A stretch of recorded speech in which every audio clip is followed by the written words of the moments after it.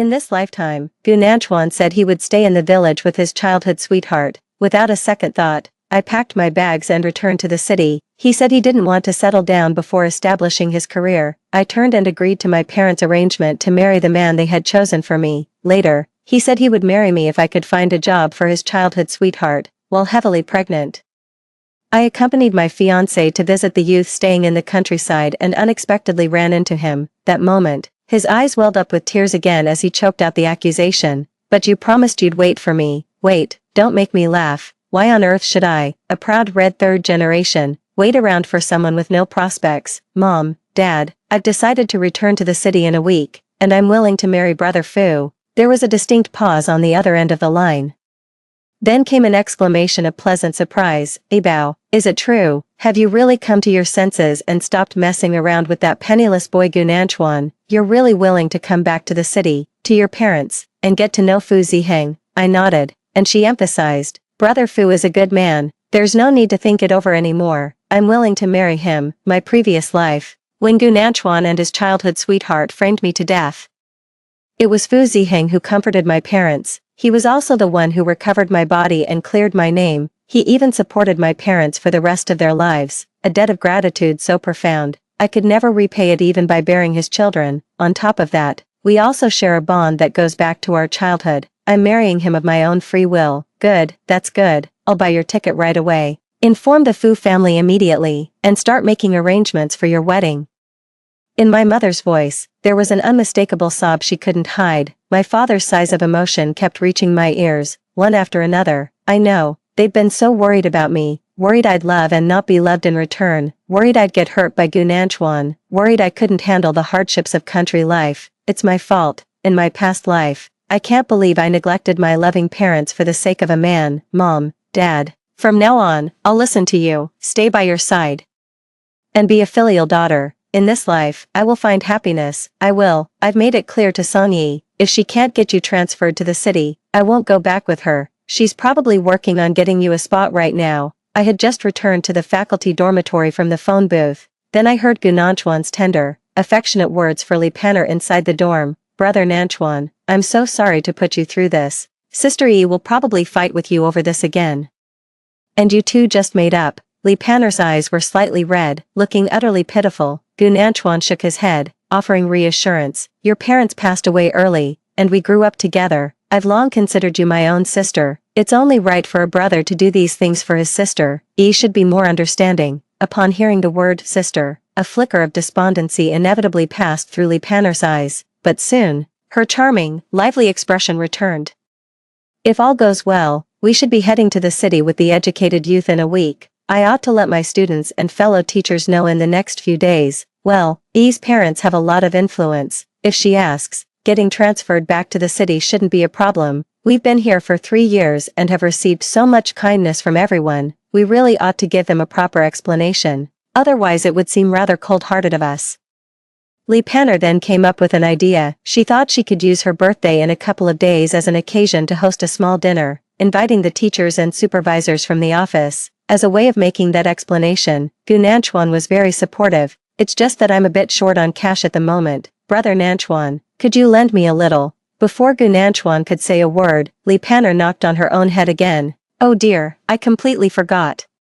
Brother Nanchuan already gave me last month's salary to help students from struggling families. This is so embarrassing." Gunanchuan thought for a moment and said, "No problem, Yi probably has some left. I'll get a bit from her for you." Li Panner smiled knowingly. "Okay, thank you, Brother Nanchuan. Sorry to trouble you and Sister Yi again." Gunanchuan patted Li Panner's head, his eyes full of affection. I, however, chose a rather awkward moment to enter the women's staff dormitory. "Yi, you're back," Li Panner greeted me, but I ignored her. Gunanchuan frowned, but instead of scolding me for being rude like he usually did, he extended his hand toward me and said, "Yi, Panner wants to throw a birthday party in a couple of days, and also say goodbye to the school administrators and teachers. We're short on funds. Do you have any to spare?" I continued packing my luggage, my voice icy. "No." Gunanchuan gave a wry smile. "How can you be broke? Didn't you just get paid?" I looked up, shooting him a glance. "Spend it, just like you too." I spent it however I wanted. Gunanchuan pressed his lips into a thin line. Li Panner, standing nearby, rolled her eyes thoughtfully before sidling up to me and linking her arm with mine. In an ingratiating tone, she said, "Sister E, since the three of us are heading back to the city soon, we thought we'd use my birthday as an excuse to throw a farewell dinner. It's a way to say a proper goodbye to the colleagues we've worked with for 3 years. Nanchuan and I already gave our paychecks to a few of our needy students, so, we're afraid we have to trouble you for this." "That's quite interesting. What do you mean, using Li Panner's birthday as an excuse to throw a farewell party?" "A farewell party is a farewell party. Why does it have to be tied to her birthday? If you don't have the money, don't go around sponsoring students in need." "Broke but still wants to play the big shot and treat everyone to a meal," I replied coolly. "It's really no trouble." Seeing me relent, Li Panner's face lit up with visible joy. "If Sister E says so, then the matter of returning to the city must be settled." Gu Nanchuan let out a long sigh of relief. "Then I'll go book a private room at Joe's restaurant later, this afternoon at the office. I'll inform the boss and our colleagues, with the three of us included. There should be about 20 people, $30 ought to cover it." Gu Nanchuan looked directly at me as he said this, as if questioning whether I could even come up with $30. Seeing my lack of reaction, Li Panner added, "There are a lot of male colleagues in the group of 20, we'll inevitably end up drinking and all that, 30 might be a bit tight.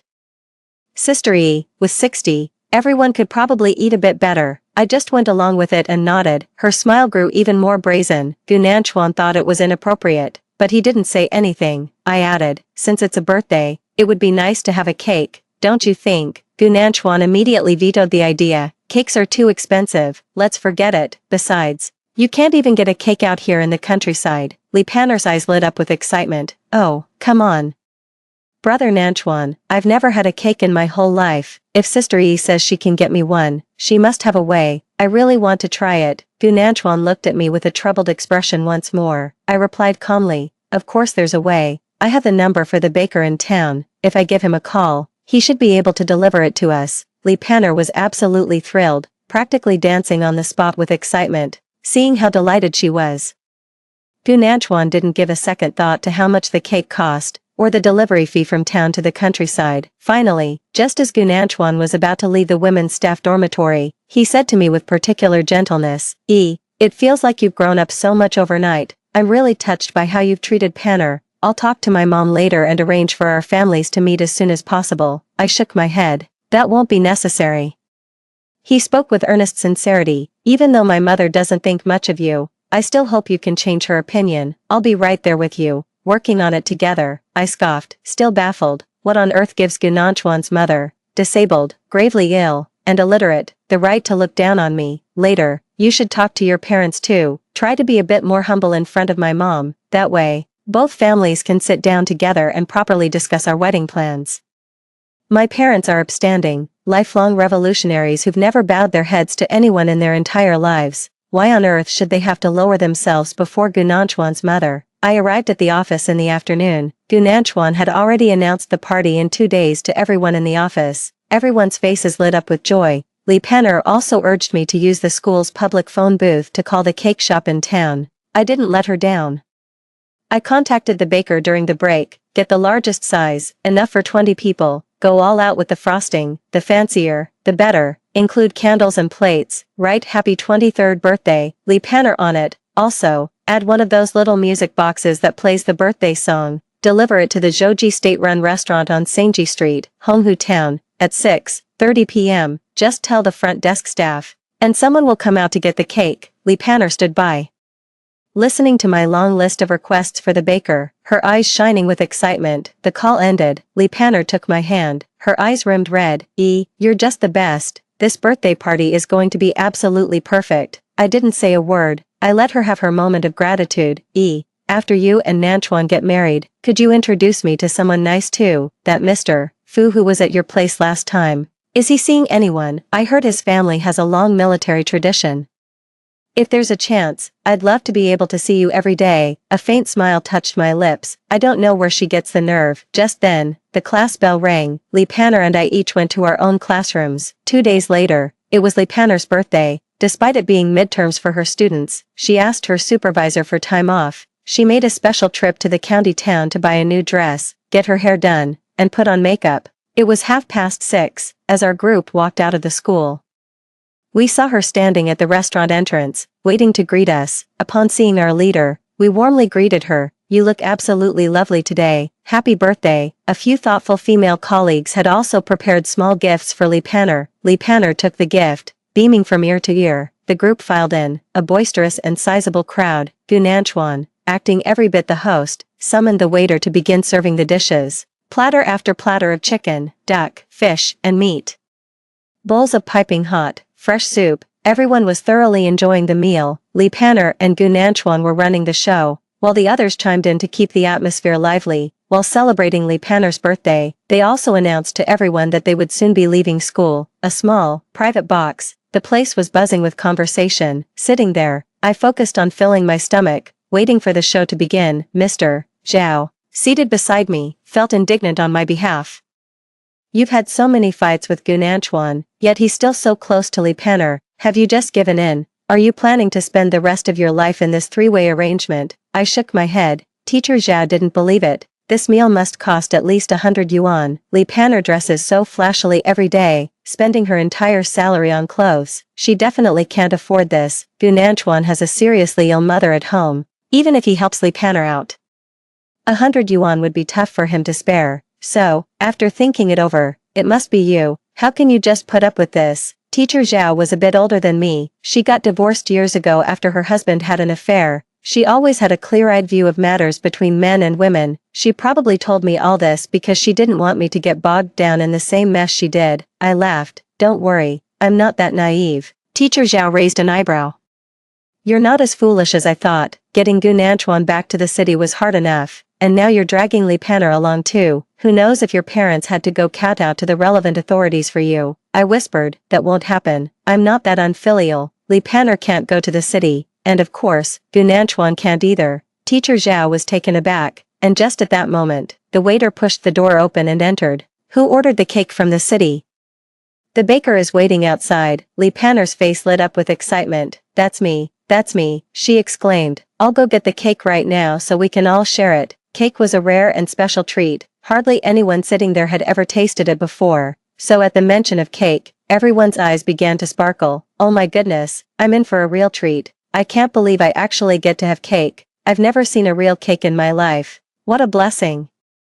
I'll save some of mine to take a piece home for my little one. She's always pestering me for some." The server, who had never seen a cake either, chimed in to hype it up. "This cake is enormous. There's no way you'll finish it all. In fact, there'll be plenty left for each of you to take a piece home."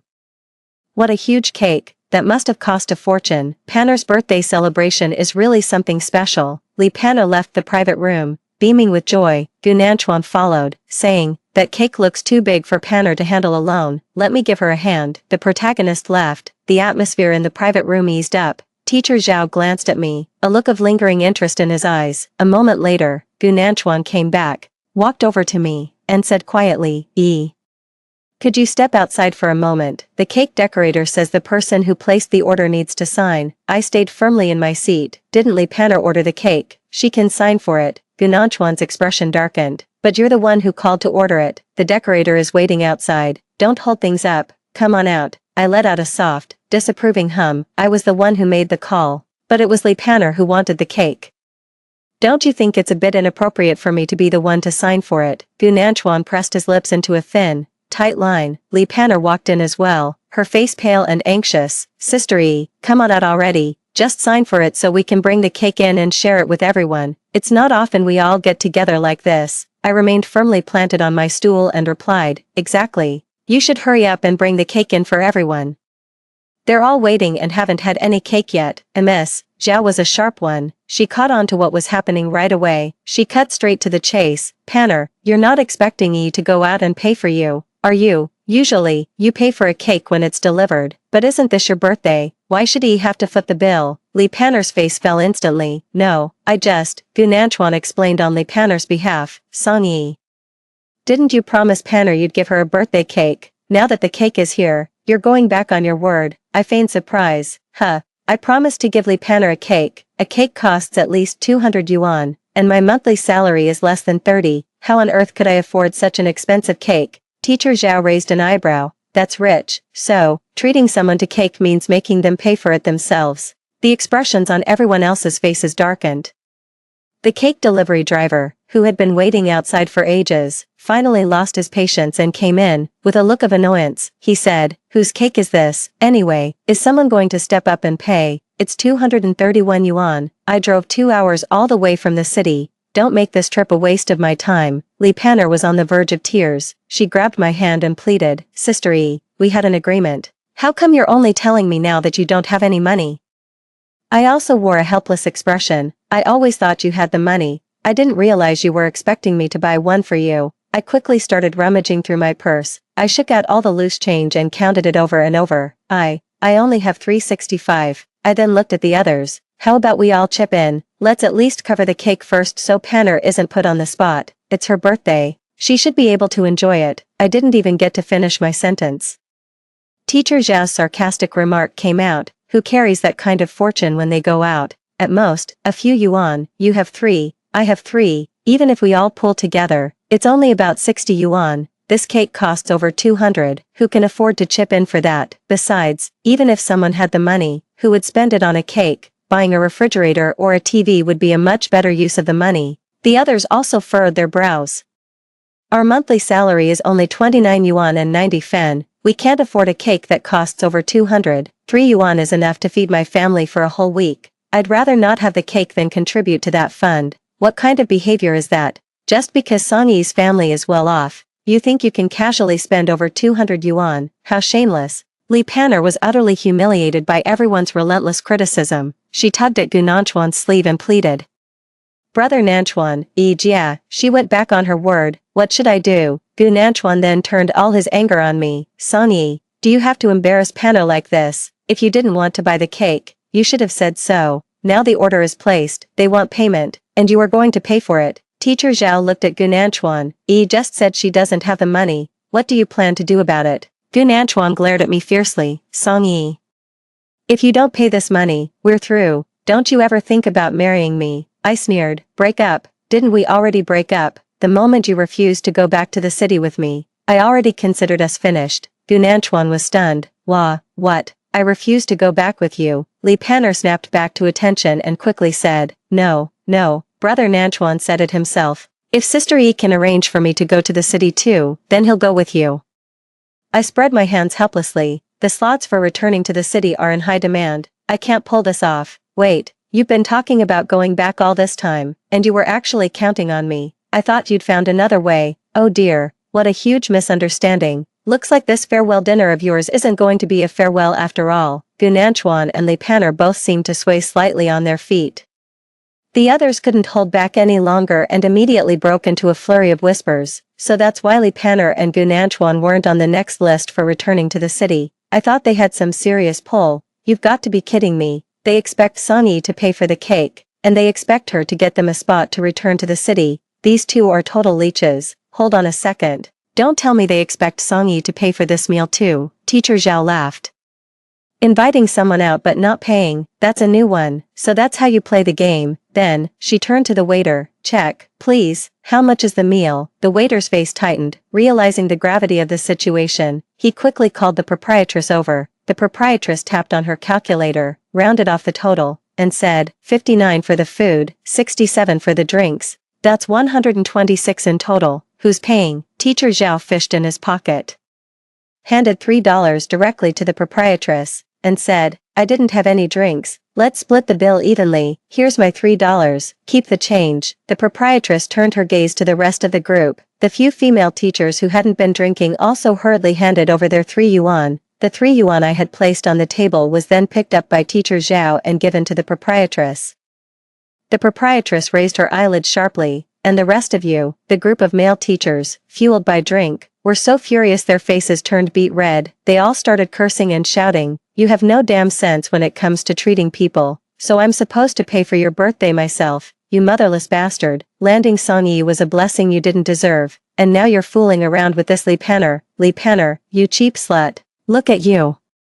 Flaunting yourself like a whore. I swear to God, I could kill you right now. I'm not paying a damn cent of this money. Let Li Panner sell herself to pay the restaurant back. Every vile word reached our ears. We female teachers hurriedly left the private room. Gunanchuan couldn't bear the humiliation any longer and simply threw a punch. The scene descended into utter chaos, seizing the moment while the proprietress and the waitstaff were busy breaking up the fight.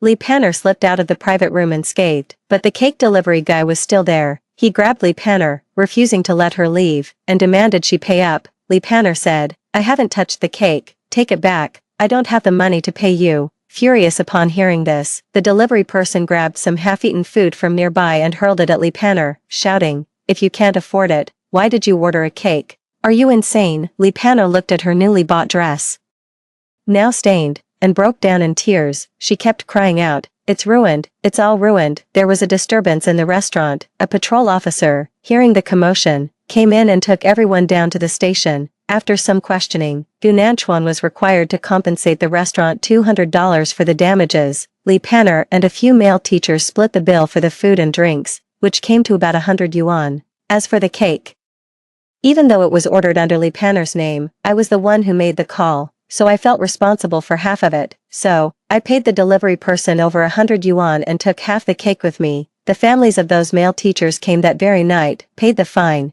and took them home. Since no one came to bail out Gunanchuan and Lee Panner, they were still locked up writing statements of repentance when we left the police station. Not only is Lee Panner done for, but Gunanchuan is going down with her. Exactly. It's all Lee Panner's fault for being so reckless. She even invited several school administrators. Well, she's really bitten off more than she can chew this time. Forget about the few days they'll be locked up over a few $100. Once word gets out, they'll definitely lose their jobs. Ms. Zhao and a few other female teachers were eating cake and venting after leaving the police station.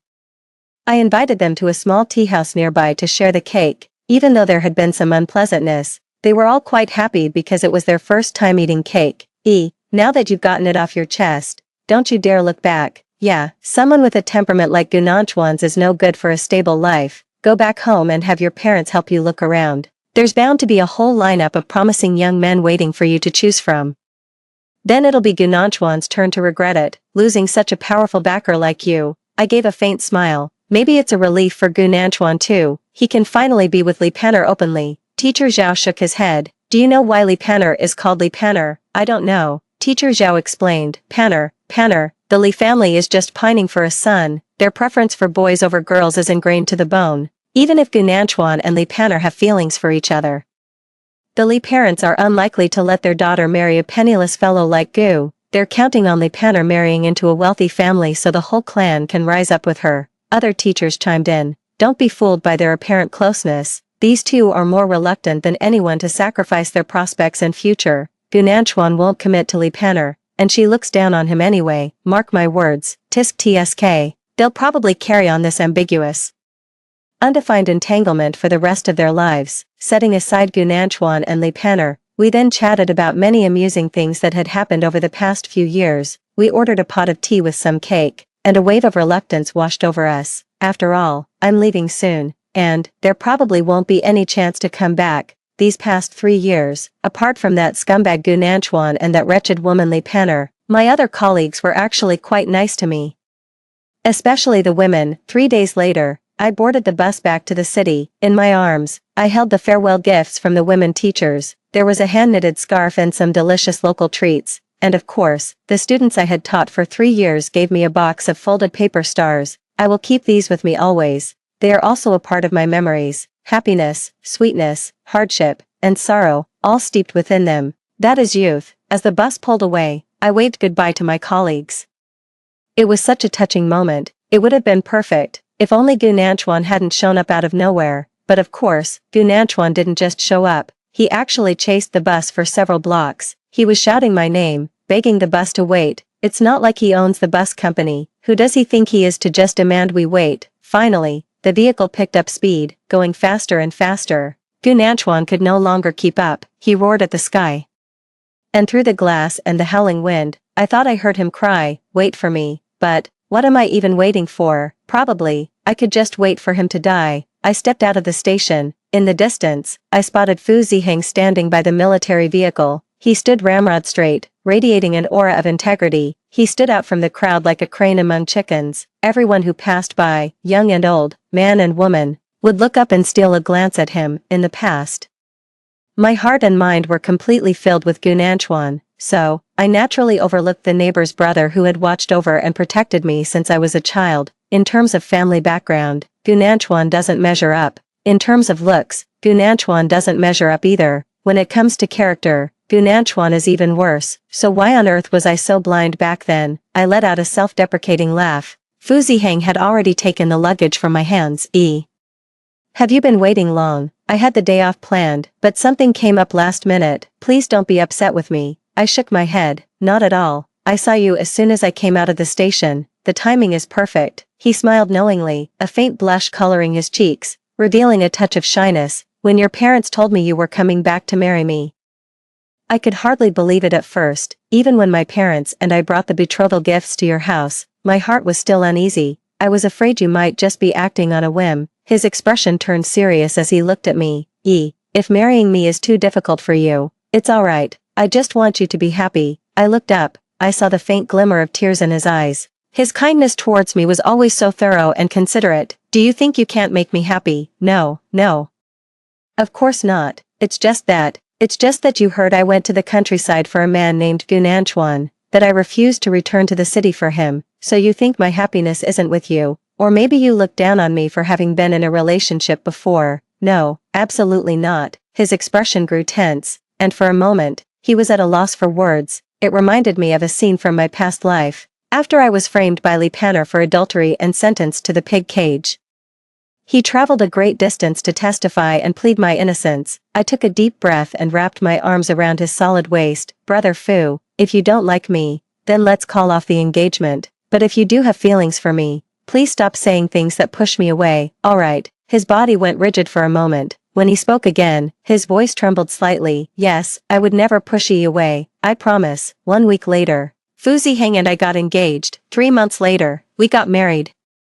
Even though the Fu family had already set aside a new home for Ziheng and me, his parents went the extra mile and specially arranged a separate marital home just for us newlyweds to live comfortably, but I still chose to live at my parents' place. After all, Fu Ziheng often has to go away on assignments, so living at home is more comfortable and allows for more time with my parents. The two elders of the Fu family are very open-minded and have no objections to this. Besides, we're neighbors. It's so easy to meet up. Fu Ziheng would then roll around on my bed and say, I've had my eye on this bed since we were kids. I used to dream about rolling around on it. Now it's perfect. I've got the girl, and I can lounge on the bed whenever I want. I asked him, have you had impure thoughts about me for a long time? He gave a sly chuckle. I pressed further. How old was I? He pulled me in for a kiss and said, that's hard to say. Don't tell me you had a crush on me even back when I was in elementary school. It wasn't like that. When you were in elementary school, I was only in middle school. Okay, I just thought the little girl next door was really cute and I wanted to protect her. That feeling lasted even as you grew up. I think it was around 10th grade when a girl confessed to me and I turned her down. She asked me what kind of girl I liked. And you were the first person who popped into my head. My cheeks flushed with warmth. I grabbed a cushion and hit him with it. You're in 10th grade, and I'm only in 7th. 7th grade isn't that young. For a while, I was filled with regret that I didn't protect my little treasure better, but luckily, you came back to me. He pulled me into his embrace, his lips close to my ear. In a deep, shared breath, our scents mingled into one. Fu Ziheng was away on a mission for a month, and I found out I was pregnant when he got the news. He wished he could fly a plane straight from the ends of the earth to see me. I told him to focus on his work, that there were plenty of people at home to look after me, and not to worry, but he just cried, acting like a child. I'm sorry, so sorry, I couldn't be there for you during your pregnancy, and I might not be able to be there for the birth either. The thought of you enduring pain and sleepless nights because of this child, and me being unable to help, I'm sorry. From now on, I'll be careful, I'll pay attention, I promise I won't let you suffer. Later on, I heard from the elder Fuss. Ziheng is a man of deep sincerity. He believes that by choosing this profession, he is unworthy of love. It was only after you rejected him that he enlisted. Later, when you changed your mind, he was torn. He knows all too well what this career would demand of a partner, but he couldn't bear to let you go. For a time, he felt he was being terribly selfish. After hearing this, I was profoundly shaken, and the feeling lingered for a long time. Gradually, as I missed my husband, the father of my child, my emotions underwent many complex shifts. I wrote him a letter. Call him whenever you have a moment. I want him to know while he's working on the front lines, that I stand firmly behind him. I also want him to know that he has taken deep root in my heart, and above all, I want him to know to protect himself and cherish his life. Because I'll be right here waiting for him to come back. 9 months pregnant, my belly was already quite large, but when I heard that Fu Ziheng's camp this time was in Honghu town, less than a 3-hour drive away, I couldn't wait to board the bus to visit him. 3 hours of bumpy roads, amidst the discomfort, there was even greater joy. He stood at the entrance to Honghu town, in the distance, just like a pine tree. The bitter winter wind didn't make him flinch in the slightest. Wait until I get off. His eyes were rimmed with red, and his voice was choked with sobs when he spoke. Are you tired? Did you get carsick? I shook my head, tears suddenly streaming down my face. I was so happy, so why was I crying? He draped his overcoat over my shoulders and quickly ushered me into the military vehicle. We headed for the camp. It was a 10-minute drive. His tears soaked the collar of his shirt. Last time I saw you, your belly was still flat. After just a few months, it's grown so much, my dear. You've been through so much. Seeing him acting like a child, I didn't know whether to laugh or cry, yet, the feeling of being cared for and cherished by him was incredibly warm and touching. This afternoon, I need to make a trip to the school in Honghu town. The higher-ups have sent a batch of supplies specifically for the youth working in the countryside here. We've been assigned to escort the delivery. Would you like to come along? Fu Ziheng had heard me go on about my old colleagues and students in Honghu town plenty of times, so of course he knew how much I missed them. He also mentioned that Gu Nanchuan was at the school. He was worried I might feel awkward, so he left the decision to me. I didn't hesitate. Why should I be embarrassed? I'm doing so well now. If anyone should feel awkward, it's him. And so, that afternoon, I followed Fu Ziheng's car to the school. My former colleagues were absolutely stunned when they saw me. It hasn't been that long. And look how big your belly is already. Oh my gosh, I heard you got married right after you left. I didn't believe it at first, but now I have to. That was your husband helping you out of the car, right? He's so handsome. Wow, you've got great taste. Teacher Zhao and the other teachers joked around, worried I might catch a chill outside, and then ushered me into the office. I hesitated for a moment before stepping inside the office. Sensing my concern, Teacher Zhao quickly reassured me. Don't worry, Gu Nanchuan and Li Panner were expelled from the school long ago. They have no place in this office anymore. Then, the conversation turned to those two. After Gu Nanchuan assaulted the school administrator and was released from the police station, he lost his job. He then searched everywhere for work, but no one would hire him. In the end, the principal took pity on him and gave him a job in the school kitchen. He worked there for a whole year, clinging to the hope of becoming a teacher again, which is why he bent over backwards to please the administration. Gu Nanchuan desperately longed for a chance to return to the city, so he saved his wages. Hoping to bribe the school officials, the school administrators looked down on his paltry sum, so they egged him on to send Li Panner away, and he actually went along with it. At that time, Li Panner was already in a relationship with a somewhat well-off local young gentleman and was on the verge of getting married. In the end, Li Panner was completely screwed over by Gu Nanchuan. Furious, Li Panner demanded Gu Nanchuan compensate her with money. Gu Nanchuan promised that once he returned to the city and won me back, he would give Li Panner a substantial sum. He even pledged to introduce her to a better match so she could marry into a wealthy family. How foolish Li Panner was. After breaking up with her boyfriend, she openly began currying favor with the school administration, but a whole year went by. Gu Nanchuan still hadn't managed to return to the city.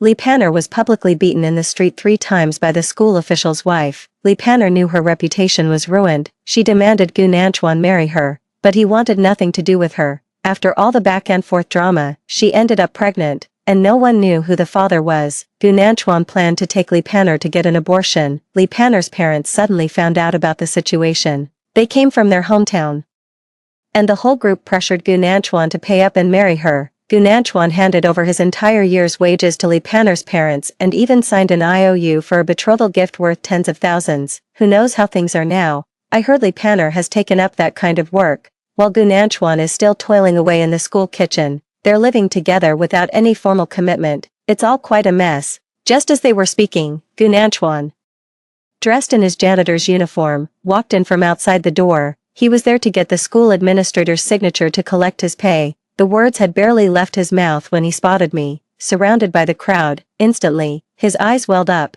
I pursed my lips and didn't answer him at all. He took a few quick steps forward, and Teacher Zhao shielded me behind him. Gu Nanchuan, What do you think you're doing? Re is a military wife, her husband is an officer. Don't you dare get any ideas. Gunanchuan stared at me, dazed. You're married. Following his gaze, she also noticed my rounded, pregnant belly. But you promised you'd wait for me. How could you just leave without me? Tears spilled from his eyes. It was utterly revolting to look at. It was at that very moment, Fu Ziheng finished his business and came to the office. Seeing this, he walked straight over to me. I just got permission from the team to leave. We can go home now. His gentle expression was a welcome sight for sore eyes. I immediately stepped toward him. Yes, okay. He took my hand and politely bid farewell to Teacher Zhao and the others. Wait, I still have something to say to you. Gu Nanchuan called out to stop me. Fu Ziheng frowned slightly, shielding me behind him. What do you need to say to E? The two of them stood side by side. Fu Ziheng stood a full head taller than Gu Nanchuan. The imposing aura of the military uniform left him speechless, unable to find his words. Fu Ziheng gave a slight, knowing smile. If you have nothing more to say to my wife, we'll be on our way. No, 56 Mansion, Camphor Road, Ningzhou. That's where E and I live. You're welcome to visit her anytime if you need anything. With that, he finished. Gu Nanchuan's face darkened. Teacher Zhao and the others also exclaimed in awe, a mansion. Fu Ziheng shielded me as we left the office and got into the car. Wait until the car door closes. I gave him a light slap without thinking. Isn't Villa no? 56 the place your regiment commander assigned. Why are you bragging just to tick him off? He raised an eyebrow, revealing his epaulets. Just got promoted. Haven't had a chance to tell you yet. Pretty impressive. Huh, my eyes went wide. Seriously, what did you do? How did you become the regiment commander all of a sudden?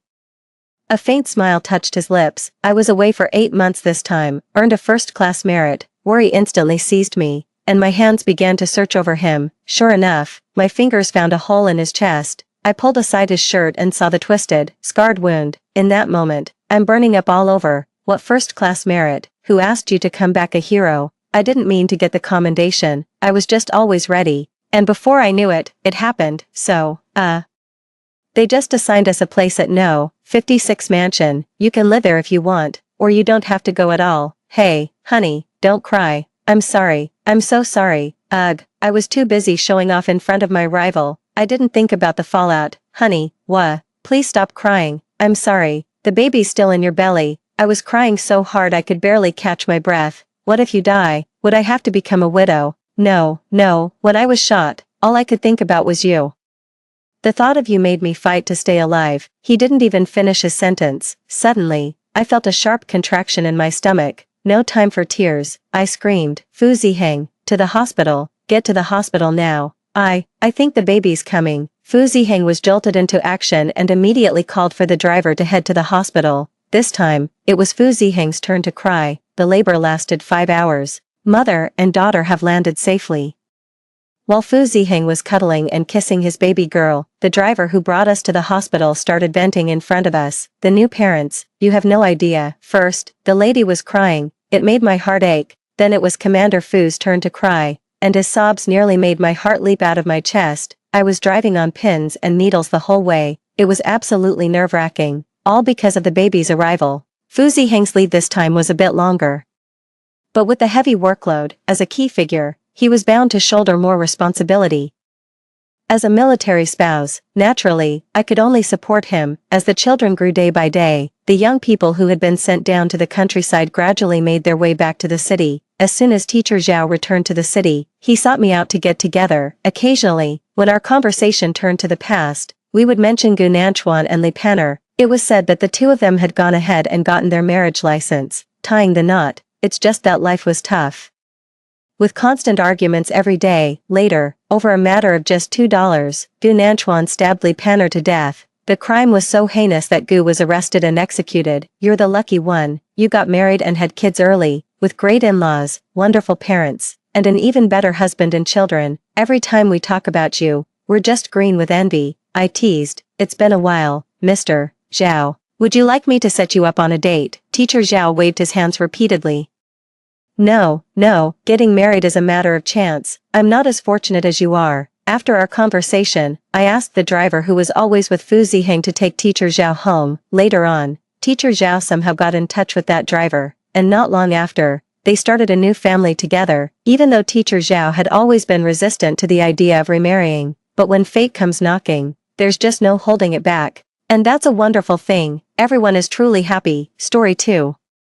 When the Gu family was on the brink of bankruptcy, Mr. and Mrs. Gu came to our door, begging for a marriage alliance. My father, pitying me for having loved Gu Xinian for 10 years, injected billions to save the Gu family and married me off to them. On our wedding night, Gu Xinian blindfolded me with red silk and took me, hard, again and again. A month later, I joyfully went to find him with my pregnancy report, only to overhear him betting with his friends in a bar. So, Siyu has been with over a dozen guys. Who do you think the father is? His friends burst into laughter. Come on, young Master Gu, I only did it 3 times. There's no way it's mine, I'm telling you. Ah Zhao was a beast that night. He drove Siyu absolutely wild. I'll bet 100 grand it's his. That's when I realized the man in my bed on my wedding night wasn't Gu Xinian at all, but over a dozen of his so-called brothers. I charged him like a madwoman to confront him. But he was utterly dismissive. What are you crying about? If your family hadn't forced Tingting away by threatening to withdraw their investment, do you think I'd ever have treated you like this? Let me make this clear. I'll let you go when Tingting is ready to forgive me. My heart dead. I asked for a divorce, but he used the video from that night to threaten me, locking me in the basement. Don't be in such a hurry to leave. My buddies and I are still placing bets on who the bastard's father is. 8 months later, I died in childbirth in that basement. A tragic end for both me and the baby. When I opened my eyes again, I had been reborn, back to the day I returned to the Gu family to beg my father for the investment that would seal the marriage alliance. On my wedding day, Gu Xinian's eyes were red from crying. Yeah, Xinian actually likes you very much too. He would be over the moon if you married into our family. I jolted awake and saw the sincere, earnest expressions on Mr. and Mrs. Gu's faces. In a sudden flash of clarity, I realized I had been reborn. Mrs. Gu gently took my hand, her face beaming with a smile as she said, Auntie knows you've had a crush on Xinian for 10 years. If our 2 families were to unite through marriage, I saw my parents offer an awkward smile. They all knew perfectly well that the Gu family's proposal was nothing more than a desperate move, as they were on the brink of bankruptcy and urgently needed our family's $10 billion capital injection. They just knew I was hopelessly in love with Gu Xinian. They thought, if it meant I could marry him as I wished, it might not be such a bad thing. But now, I wish he were dead. I snapped back to reality and cut her off. I won't marry Gu Xinian. The moment I said that, all eyes in the room snapped toward me. It seemed no one expected that I, who usually followed Gu Xinian around like a lovesick puppy, would actually refuse the marriage proposal. Mrs. Gu looked at me in shock. Yeah, have you had a falling out with Xinian? Auntie will give him a good talking to when we get home. I shook my head. That won't be necessary. Gu Tingson paused for a moment. Is this because of Jiang Yanting? Seeing that I remained silent, he sighed. Jiang Yanting is just a student from a poor family that our family sponsors. Xinian was only kind to her out of pity. Don't worry, when I get home, Uncle will have Jiang Yanting sent away. She will never appear in front of Xinian again. In my past life, he said the same thing, but it only earned me Gu Xinian's resentment. He believed I was the one who drove Jiang Yanting away. Because of that, on our very first wedding night, Gu Xinian brought over a dozen of his buddies to torment me the entire night. After I found out, he went even further, locking me in the basement and forcing me to carry the child to term, all just to gamble on whose seed it was. When my parents grew suspicious and came looking for me, Gu Xinian turned around and showed them the video of my torment that night. With a face full of hatred, he said, "This is the fine daughter you see family raised." She was secretly seeing so many men behind my back. It's disgusting. After watching the video, my parents were utterly heartbroken and both fell gravely ill. Not only did Gu Xinian show no remorse, but he also brought Jiang Yanting before me and sneered, "Once your parents are dead, I'll take over the C Corporation and give it to Tingting as an apology." My heart turned to ashes, and I died in childbirth. Remembering this, I trembled with rage and blurted out, "Gu Xinian is not worthy of me marrying him." My words clearly hit a nerve. Gu Tingson's face fell. Even though the Gu family's situation isn't great right now, he insisted, "If the C family is willing to invest, I can guarantee you won't lose a penny." He wasn't wrong about that. In my past life, after my parents injected 10 billion to bail out the Gu family, their business only went from strength to strength. The C family didn't lift a finger. Yet they pocketed hundreds of millions in dividends for free. "I'm not about to turn down money right now," I said coldly. "I will marry into the Gu family, but not to Gu Xinian. It will be Gu Huichuan." The room fell silent for a few seconds before Gu Tingson shot to his feet. You mean Huichuan? His legs are paralyzed. He can't even stand up. You can't be serious. Dad quickly chimed in, trying to calm me down. Yeah. Don't do anything rash. I gently patted the back of Dad's hand, signaling for him not to panic. 2. Although Gu Huichuan is Gu Xinyan's uncle, he's only 4 years older. We practically grew up together, so you could say we were childhood friends, but then a car accident left him unable to walk, and he gradually faded from my life. In my past life, when Gu Xinyan had me locked in the basement, he was the first one to find me. He kept shouting, "Don't be afraid," and pounding on the door, and I could clearly see that his legs weren't paralyzed. Later, when Gu Xinyan arrived with his men, they beat him half to death. I remember Gu Xinyan snarling viciously, "Uncle, I hired someone to run you over before. How come it didn't kill you? First, you tried to steal business from my father, and now you're trying to steal my woman. What the hell is wrong with you?" Gu Huichuan didn't even get angry. Instead, he knelt before him and pleaded, "Let Yaya go. I'll do anything you want." Gu Xinyan sneered and slammed his head against the wall, producing a series of sickening thuds. I will never forget what Gu Huichuan said to me. "Yaya, I've been searching for you for so long, so how could choosing Gu Huichuan possibly be a reckless decision? As for Gu Xinyan, I will make sure he pays the price." My thoughts returned to the present. I looked at the Gu couple and said, "I've made up my mind. I will marry Gu Huichuan." Seeing how firm I was, they didn't press the matter further and nodded in agreement. With that decision made, I felt a wave of relief and decided to go find Gu Huichuan at his bar, but right at the entrance, I spotted Gu Xinyan and Jiang Yanting. When Gu Xinyan saw me, his cheerful expression instantly soured into annoyance. "Siyue, why are you so clingy? Do you have to follow me everywhere?" The guy behind him burst out laughing. "Told you she'd show up tonight. I bet if you told her to lick young Master Gu's shoes, she'd drop to her knees in a heartbeat." Hearing this, Gu Xinyan flashed a wicked grin. He gave me a meaningful look and lifted his foot slightly, as if weighing the idea. A wave of disgust washed over me. I coldly stepped around him. "Move." Gu Xinyan froze for a moment before snapping back to reality and grabbing my arm. "Siyue, I know all about you using the capital injection to blackmail me into a marriage alliance. What kind of act are you putting on now? You don't actually think playing hard to get will make me look at you twice, do you?" I gave him a cool, dismissive glance and told him the plain truth. "I have no intention of marrying you." Gu Xinyan fell silent for a beat before letting out a scornful, mocking laugh. "No intention? Gu Corporation has already received the 10 billion injection from your father, and you still dare to say there's no intention? Do you have any idea how pathetic you look, begging me to marry you like this?" I nodded. "I know. That's why I won't marry you."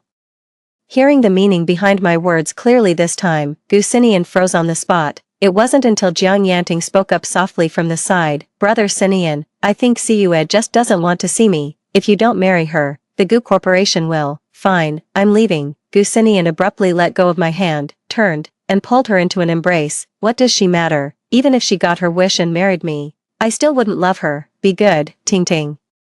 We'll go take our wedding photos tomorrow." In my heart, "You're the only one who's my wife." The onlookers whistled and cheered, calling out "sis-in-law." To Jiang Yanting, Gu Xinyan shot me a smug glance, as if waiting for my reaction. He always used to enjoy seeing me flustered, but now, I felt nothing. "Marry whoever you want, I couldn't care less." Just as I was about to walk away, Jiang Yanting blocked my path. "Siyue, stop pretending."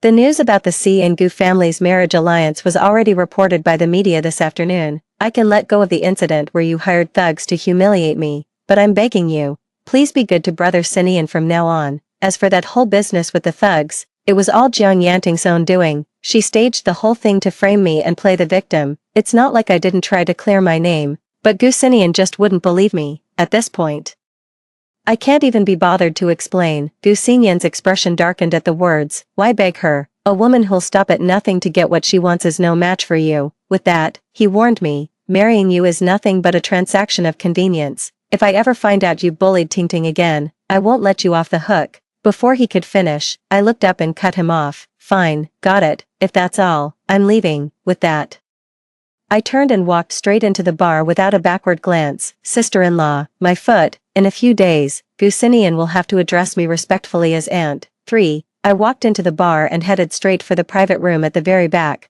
Pushing the door open, I saw Gu Huichuan sitting there in a wheelchair. His back was to me. "Why didn't you choose Xinyan?" Without a second thought, I leaned down and kissed him. "Don't you want to marry me?" His Adam's apple bobbed, after a moment. He said in a low voice, "I do." The next day, Mrs. Gu sent someone to bring me to the Gu family villa. She said that all brides of the Gu family wore the same wedding dress through the years, and I needed to have my measurements taken. The butler carefully retrieved the wedding dress from the rosewood cabinet, his eyes brimming with delight. "If second Master Gu were to see you in this dress, he wouldn't be able to look away." "What did you just say?" The sudden voice made my heart skip a beat. Gu Xinian had appeared at the top of the stairs at some point, with Jiang Yanting following close behind him, looking at me with a smug expression. Just as the butler was about to speak, I cut in. "It's nothing." Gu Xinian stared at me for several seconds before letting out a cold laugh. "Don't think that just because you're about to marry me, you can start putting on airs as the young mistress." With that, he snatched the wedding dress from my hands. "Let Tingting wear this first. You can have it after she's done." The butler's face paled. "Young master, this is the Gu family heirloom wedding gown. It has always been reserved for the Gu family bride." Jiang Yanting suddenly burst into tears. "As expected, Cua has her ways. The moment you show up, even a servant dares to speak to me like this." No sooner had the words been spoken than Gu Xinian pointed at the butler and roared, "Are you disobeying me now? Take Tingting's measurements first." I took a deep breath. No. My wedding date with Gu Huichuan was already tight. Who has time for their nonsense now? As I spoke, I reached out to take the wedding dress back, but before my hand could even touch it, Jiang Yanting let out a sharp scream, stumbled backward, and tumbled straight down the stairs. Jiang Yanting lay at the foot of the stairs, blood seeping from a cut on her forehead. Her face was deathly pale as she pointed a trembling finger at me. Why did you push me?" Seeing this, Gu Xinian immediately rushed down, scooped her up, and ran out without looking back. Tingting. Jiang Yanting had put on this clumsy act many times before, yet, Gu Xinian fell for it every single time. I sighed and was just about to leave when my phone suddenly vibrated. It was a message from Gu Huichuan, saying he was waiting for me at our usual spot. My mood instantly lifted, and my steps felt lighter. But just as I stepped out of the Gu family villa's main gate, Gu Xinian, who had turned back, abruptly pulled me into his car. I frowned. "What are you doing?" I struggled to get out of the car, but he held me down firmly. "Tingting is bleeding. You need to give her a blood transfusion." "Are you insane?" I cried out. "That's barely a scratch. It'll heal before we even get to the hospital. Let me out of this car." Seeing me pull out my phone to make a call, he snatched it from my hand and hurled it out the window. "Cua, you got what you wanted and married me. Why are you still treating Tingting like this?" As the car was about to start moving, I shouted, "Gu Xinian, I'm hemophobic and anemic. A blood transfusion could kill me." In response, Gu Xinian let out a scornful laugh. "Stop the act. That routine doesn't work on me." We arrived at the Gu family's private hospital in no time. Gu Xinian dragged me straight to the blood transfusion room and barked at the nurse, "Hurry up and draw it. Take as much as Tingting needs." The moment the needle went in, my whole body shuddered, and my consciousness began to fade. I don't know how much time had passed when I realized I was lying on the floor, utterly weak. I tried to call for a doctor, only to find I was completely alone in the transfusion room. It turned out Gu Xinian had already taken all the medical staff to attend to Jiang Yanting. Just as I thought I was going to die, I suddenly felt a pair of strong arms lift me up. "Don't fall asleep, Cua, stay with me." When I came to, I saw Gu Huichuan, his eyes rimmed red. "I'm too late." With that, he took out an exquisite diamond ring and slipped it onto my ring finger. Yeah, marry me." Only then did I realize he had planned to meet me at our old spot this afternoon to propose. He insisted that the ceremony must be held properly. I nodded in agreement. The next second, he made a call, "Move the wedding up to tonight." I was taken aback. "But Jiang Yanting has the wedding dress." Gu Huichuan let out a soft chuckle, his eyes brimming with affection. "It's alright. I had everything prepared for you long ago." That evening, I appeared at the hotel, wearing a wedding dress that was one of a kind in the world. Gu Xinian rushed over, his face etched with impatience. "It was just a blood transfusion. Was it really necessary to mess with me like this? You're just jealous that I was by Tingting's side, aren't you? Well, I'm back now. Are you happy?" The words had barely left his mouth when Gu Huichuan's voice came from behind him. "Xinian, is that any way to greet your aunt?" Gu Xinian's eyes widened in shock. What aunt?" Gu Huichuan stepped past him, pushing the wheelchair directly to my side. "Tonight is Yaya's and my wedding. Didn't you know?" I looked up with a faint smile. I told him. He just didn't believe me. Gusinian froze completely. Impossible. My parents went to the C family estate to arrange a marriage alliance for me. The person you're supposed to marry is clearly me. The butler spoke in a low, somber tone. Young master, the intended match has always been second master. Hearing the butler's words, Gusinian was clearly still unconvinced. He straightened his suit, feigning composure as he took my hand. "Siue, stop these childish games, let's just get through the ceremony. Tingting is waiting for me." I instinctively pulled my hand away. He just gave a cold laugh. "Even though tonight is our wedding night, I won't be coming back to you. I promised Tingting I'd be with her. So, don't waste my time." He said the same thing in my past life, but back then, I naively believed that once we were married, he might gradually come to accept me.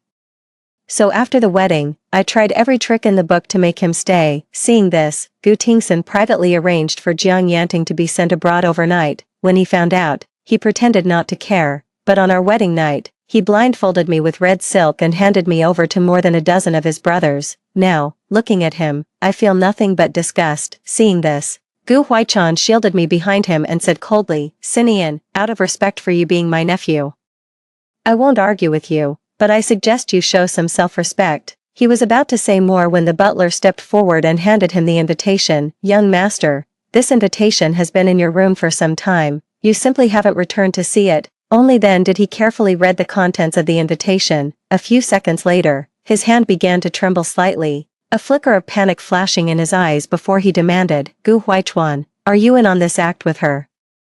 Gu Huaichuan spoke calmly, "After tonight, she will be my wife." "Sinian, you need to face reality." Gu Sinian suddenly laughed, a smile tinged with mockery. "Siue, you've been chasing after me for 10 years, how could you possibly be willing to marry someone else, and a paraplegic, no less?" I shot back without hesitation, "You're wrong. In my eyes, he's a far better man than you." He flew into a rage, instantly grabbing my wrist to drag me out. Seeing this, Gu Huaichuan grew frantic and started to rise from his wheelchair. I quickly pulled away from Gu Sinian and gently placed my hands on Gu Huaichuan's shoulders. I knew he was faking it, but I also guessed he had a reason for pretending to be paralyzed. I didn't want him to expose himself this early on my account. I turned to look at the banquet hall entrance and said, "The guests are all arriving. Gu Sinian, don't embarrass your family." With that, I pushed Gu Huaichuan's wheelchair and left. "April," Gu Sinian roared behind me, "if you turn back now and stop this charade, I can pretend none of this ever happened, but if you don't, once my parents get here, I will call off our engagement. I'll make you the laughingstock of the entire city." I turned a deaf ear and kept walking. After all, the one making a fool of themselves tonight certainly wouldn't be me. Once we were out of Gu Sinian's sight, Gu Huaichuan lowered his voice and asked me, "You know my leg is fine, don't you?" I replied softly, "but I also know you must have your reasons. We can talk about it whenever you're ready to tell me." The wedding ceremony officially began, and my father took my arm as we slowly walked down the aisle. Since the wedding had been moved up on such short notice, the Gu couple had only just managed to rush back from out of town. Seeing them arrive, Gu Sinian breathed a sigh of relief and then stepped up onto the stage. The eyes of all the guests turned toward him in unison. He straightened his sleeves and said with a face full of scorn, "Thank you all for coming tonight, but I'm afraid, our Gu family will absolutely never allow such a vicious, scheming woman to marry into it. I hereby announce that I am breaking off my engagement to Siue." 5. As soon as the words were spoken, the guests below erupted in an uproar. "He's doing what? Calling off the wedding? What on earth is he doing? Is that really his call to make?" Gu Sinian scanned the room, his gaze finally settling on his parents. "Dad, Mom," he said, "the one I truly love is Tingting. Even though the C family helped us, I can't go against my own heart. I'll pay back every penny I owe them." I watched Gu Sinian on the stage with a cold stare, a pang of second-hand embarrassment for him beginning to stir inside me. Let's not even mention that he's not the groom tonight. Just consider how my family poured billions to save the Gu family, and all he has to say is a flippant "I'll pay you back someday." Don't you find that kind of talk utterly ridiculous? And to think he had the nerve to humiliate me in front of all those people for Jiang Yanting's sake. He's got a death wish. My father finally caught on, his face instantly turning ashen. What is the Gu family trying to pull here? Gu Sinian, however, showed no fear. He turned and said coldly to my father, "You resorted to threatening the Gu family with investment just to force Siue to marry me. Don't you find that utterly shameful? I was willing to give Siue another chance, but she's overstepping her bounds and doesn't know what's good for her." As he spoke, he looked towards Gu Huaichuan at the side of the stage. "Uncle, at your age, still playing these childish games with Siue, how pathetic. The Gu couple turned pale with fright and rushed onto the stage to pull him back. Sinian, shut up, get off the stage right now. Just then, a sharp, piercing woman's voice rang out from outside the door. Jiang Yanting burst in, knelt directly before me, and said with tear-filled eyes, Siue, Sinian and I are truly in love. I'm begging you, don't try to steal him away by any means necessary, please. I looked at her and couldn't help but find the whole thing ridiculous. If they hadn't come to make a scene, after tonight, you could have done whatever you wanted, but now, with all this commotion, it's become a real mess. Gu Sinian looked at Jiang Yanting in that state, his face filled with heartache. He pointed at me, his tone arrogant. Fine, you can marry me, but you must accept Tingting living with us. I have to spend at least 5 days a week at her place. If Tingting has a child in the future, that child will split everything equally with yours. As soon as these words were spoken, the room erupted in an uproar, with the elders shouting, "This is preposterous." I felt my father's grip on my hand tighten. He must have finally understood why I didn't choose Gu Sinian. I looked back at Gu Sinian and retorted, "What makes you so certain the person I'm marrying is you?" No sooner had the words left my mouth than Gu Huichuan wheeled himself onto the stage. He clapped his hands. And the next moment, the large screen began playing our hastily taken wedding photos, several of which showed us locked in passionate kisses. The guests below the stage whispered among themselves, "Actually, Siue and Gu Huichuan make quite a good match. Who would have thought? She chased Gu Sinian for 10 years, and now he has to call her aunt." Gu Sinian pointed at the person in the audience and roared, "What aunt? Didn't I make myself clear enough? They are." Before he could finish, Madame Gu panicked and hurriedly covered his mouth. "Sinian, you want to marry Jiang Yanting, right? I have no objections. Now get out of here." Hearing this, Jiang Yanting smiled triumphantly. Gu Sinian struggled to keep speaking, but the moment he looked up, he saw the large screen behind him clearly. He froze instantly, as if he had just realized that no one had been lying, pointing at the wedding photos. His face flushed crimson. He stammered, "Siue, when did you betray me? How could you cheat on me?" 6. I couldn't help but laugh at that. "You should really watch what you say. People might get the wrong idea. We were never together. How can you even call it betrayal?" Gu Xinyan's face was a mask of disbelief. He then grabbed Gu Huichuan by the collar and roared, "First, you went after my father's money. Now, you're after my woman. What the hell is wrong with you?" At those words, Gu Tingsan's eyes widened in shock. He slapped his son across the face. "You ungrateful wretch, what kind of nonsense are you spouting? Your uncle never took a single thing from me, and from the very beginning, Siue was always meant to marry your uncle." Gu Sinian stood frozen in place, momentarily speechless. Gu Huichuan looked at him coldly, apologized to Siue, apologized to the Si family. The crowd below began pointing at Gu Sinian and murmuring, "Isn't the young master of the Gu family getting a bit too arrogant?" Exactly.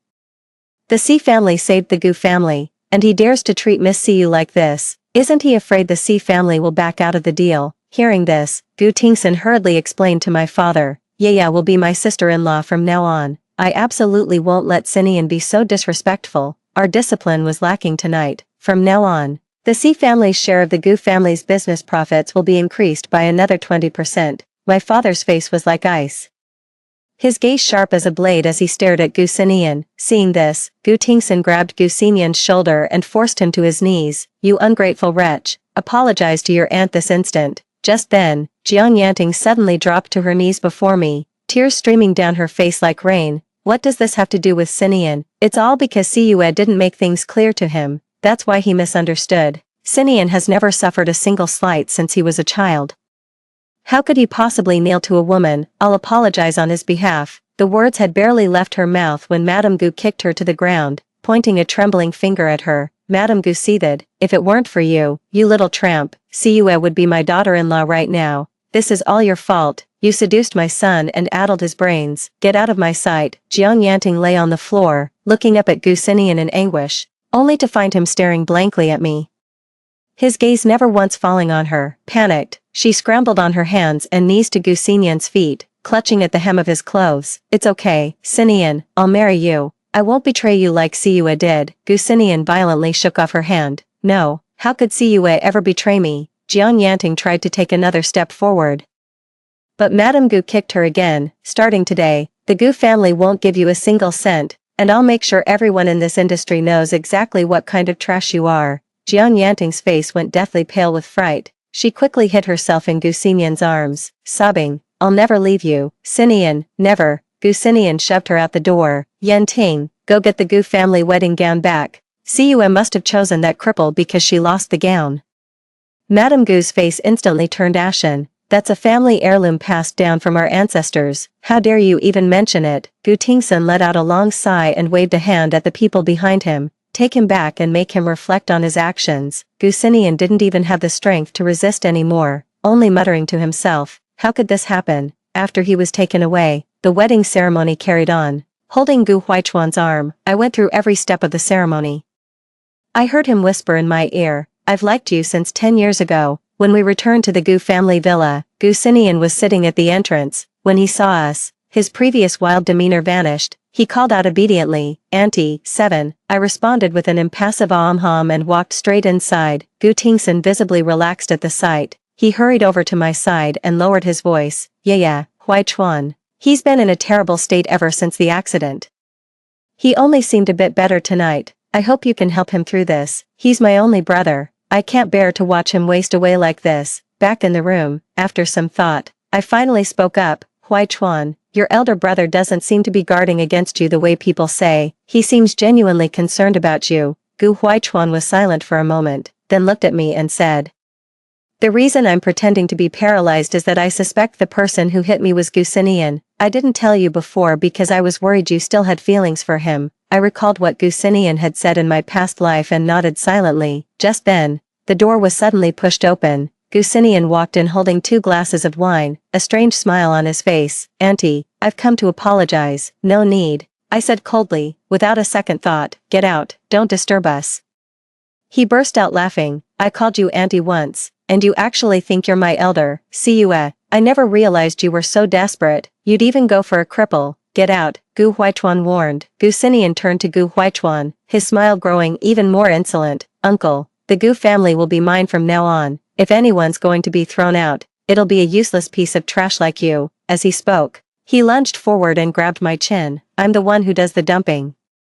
No one dumps me, not even you." He was incredibly strong, and he pinned me down on the table. Seeing this, Gu Huaichuan immediately rushed over and yanked him back violently. Gu Xinian crashed heavily to the ground, only to be immediately run over by Gu Huaichuan's wheelchair. A piercing shriek tore from his throat. "You," Gu Huaichuan looked down at him from his superior position, "lay a single finger on my wife, and I'll end you." Gu Xinian scrambled up from the floor and spat, "You.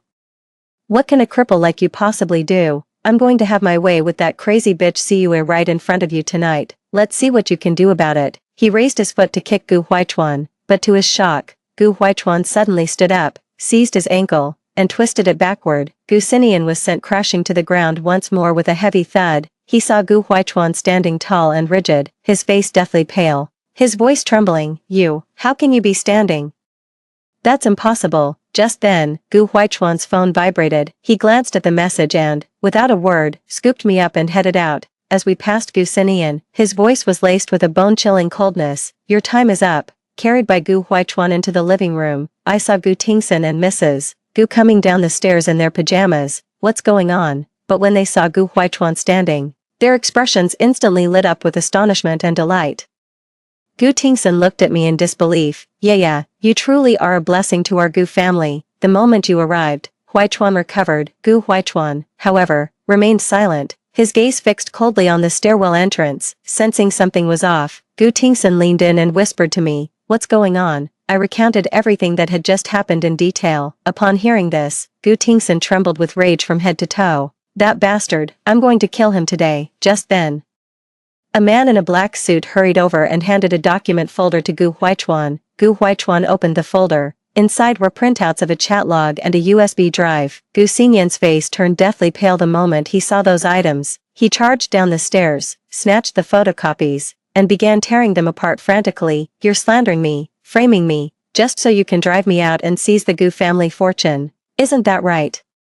Gu Huaichuan gave a cold sneer and plugged the USB drive directly into the computer. Soon, Gu Xinian's voice came through the speakers, crystal clear. "Ram him. I don't care if you have to kill him. I want Gu Huaichuan either dead or crippled. That way he can't fight my dad for the inheritance anymore. Everything will be mine." 8. Gu Tingsun's face turned ashen as he listened. He strode towards Gu Xinian and delivered a sharp slap across his face. So it was you, how dare you?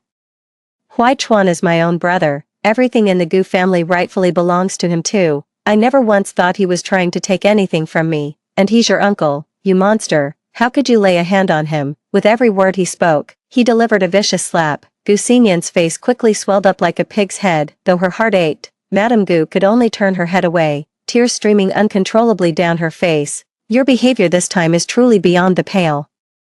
Only then did Gu Huichuan speak up. Actually, I never completely lost consciousness that day. I saw the Gu family insignia on the tires of the car that hit me, clear as day, so I'm certain it was someone from our own family. I just didn't know exactly who. That's why I pretended to be paralyzed, to lull the culprit into a false sense of security. I didn't believe it either at first. But then all the evidence started pointing squarely at Gu Xinian. Upon hearing this, Gu Tingsun drove his fist into Gu Xinian's face, knocking him flat to the ground. Just then, Jiang Yanting pushed the door open and walked in, holding her wedding dress. Seeing the mess all over the floor and Gu Xinian lying there, she let out a shriek and rushed over like a madwoman. What on earth are you doing? She rushed to Gu Xinian's side. Seeing his face covered in blood, she turned and shouted at Gu Tingsun, Uncle, how could you do this? He's your son, the sole heir of the Gu family. Gu Tingsun stood his ground and let out a bitter, cold laugh. The heir? Is he even worthy? He collapsed onto the sofa. He's not my biological son at all, Mrs. Gu could no longer hold back. Covering her face, she sobbed. He's the child of an old friend. He was just a few months old back then. We couldn't bear to see him all alone and helpless, and since I was unable to have children myself, we took him in and raised him as our own. I stared coldly at Gu Xinian, a mocking smile curling at the corner of my lips. So it was all a lie. No wonder you're so obsessed with what you can't have. No, that's not true. Gu Xinian shook his head frantically. You're lying to me. You must be lying. Jiang Yanting stood frozen in place. Even if he's not our biological son. All these years of affection were real. She grabbed Gu Tingsun's sleeve. Uncle, please, for the sake of the over 20 years we've lived together, don't make him leave. Okay, get away. Gu Xinian suddenly erupted, shoving Jiang Yanting aside. This is all because of you. If it weren't for you sowing discord back then, how could Siue and I have ended up like this? Get out of here. Get as far away as you can. Jiang Yanting staggered back 2 steps. Her lips pressed into a bloodless line. What about our child? She choked out. Gu Xinian froze mid-motion. The next instant, he lunged at her, pinning her down and raining blow after blow upon her abdomen. This is all your fault, he roared, his voice raw with fury as he struck her. I thought I didn't love Siue, but I was wrong. It wasn't until I saw her about to marry someone else that I realized I could never live without her. This is all your fault. You're the reason I lost Siue.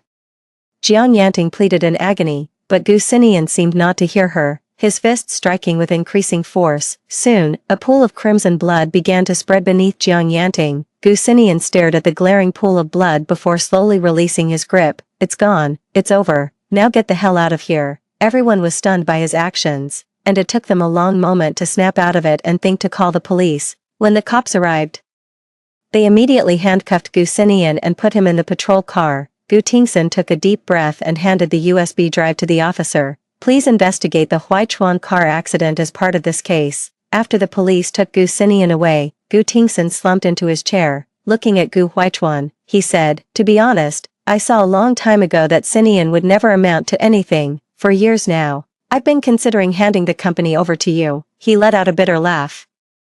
Maybe it's for the best. If I couldn't teach him, let the law do it. Several months later, news arrived. Gu Xinian was sentenced to 10 years for attempted murder and intentional assault. Jiang Yanting suffered a mental breakdown after her miscarriage and was committed to a psychiatric hospital. With my father's 10 billion yuan capital injection, the Gu family not only made a miraculous recovery but also reached new heights of success. RC family, naturally, also reaped substantial rewards.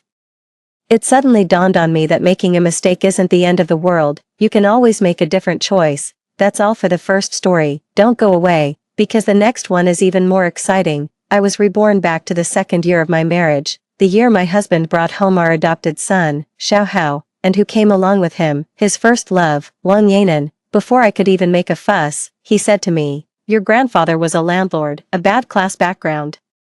I married you despite the pressure back then. Consider this you repaying the favor. He used my salary to take her to the doctor. forgetting that I, too, had been coughing up blood at night from pneumonia. He didn't even bat an eye before buying the 28-inch bicycle I'd been going on about for 2 years. The only thing was, sitting on that bicycle were Wang Yanan and her son. I didn't say much. I just quit my job, asked a judge I know to help me with the divorce papers, and then leased a plot of land in the suburbs to start a nursery. What are men worth? In this second chance at life, all I want to do is make money. Lily, come quick and see who's here. I had just gotten off my shift at the hatchery and was dragging my exhausted body home when my husband pulled me into the living room. Auntie Sue, how missed you so much. The child I had sponsored for 2 years threw himself into my arms, nuzzling his face against mine affectionately.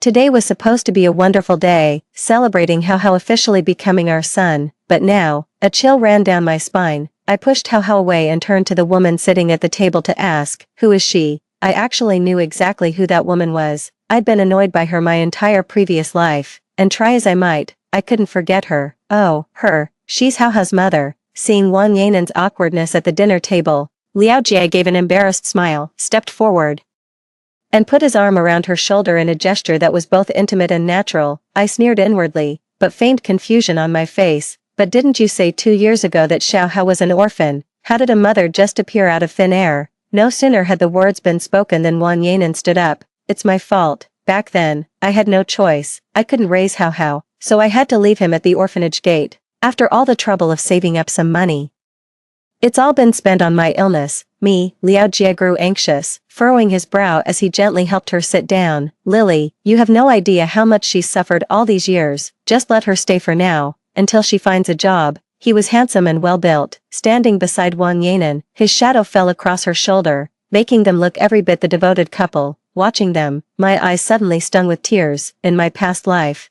it was like this, little by little, she just never left. And since Hao was her son, he naturally favored her even more. After he started working, he even bought a small villa and moved Wang Yanan and my husband in. Go live there. My social media feed is constantly filled with their happy family of 3 photos, while I don't even have a child of my own, and I can't get a divorce either, because Liao Jie is afraid that if we divorce and he gets together with Wang Yanan, people will point fingers and call her the other woman. But if we stay married, everyone will just assume their closeness is because of their adopted son, Hao, who serves as a bond between them. Whenever people asked why I never appeared on camera, he would say I was a recluse, that I disliked having my picture taken and seldom went out, and so, the reputation of being jealous and petty has weighed on me for a lifetime. Now, as I listened to Liao Jie defending me, I simply asked, darling, are you sure you don't know this Miss Wang? Liao Jie nodded decisively, but when I pulled out a photo of them as teenagers from under the bed, he suddenly flew into a rage. Sue Lily, you went through my things. How despicable. Then again, considering your background, it's no surprise your character is so low. I must have been blind. With his shame exposed, Liao Jie began hurling incoherent insults. He said my family background was tainted because my grandfather had been a landlord. After he was brought down, my family collapsed and became an object of scorn for everyone around us. Liao Jie's parents were pure, salt-of-the-earth peasants with a clean family history. Originally, they looked down on me, but later, I guess he heard the news that his first love had gotten married. Stung by this, he actually threatened to kill himself to force his parents to agree to our marriage. Even though many people were bad-mouthing him behind his back, he still threw a lavish wedding banquet with several tables on our big day. He said, don't worry, Lily, your husband will make sure you have a grand occasion. I'll always protect you. But now, the man who promised to protect me is the one stabbing me in the heart, all because I exposed his lie. My heart was bleeding, yet I forced a smile and pretended everything was fine. With Wang Yanan watching, I had no choice but to desperately cling to that pathetic pride of mine. Sue Lily, speaking of the past, Liao Jie paused, as if remembering something, and looked up at me. Back then, I married you despite the pressure because of your bad background. Now, consider it as you returning the favor. Let Yanan stay. Hearing this absurd statement, I couldn't help but let out a short laugh. We're husband and wife, family, and yet here he is, trying to collect on a debt.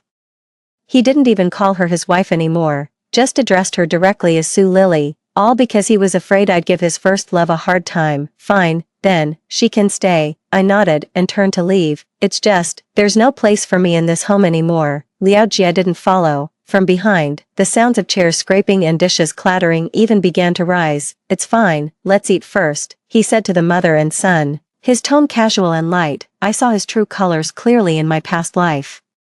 So why can't I stop the tears now? Perhaps it's because this body is my younger self, still harboring a deep affection for Liao Jia, with no money on me and no way to afford a hotel. The only place I could think of was my old home in the mountains, 30 kilometers away. Grandma is there. By the light of the moon, I gritted my teeth and walked for half the night, finally arriving back at my hometown at the first crow of the rooster. It was the dead of night.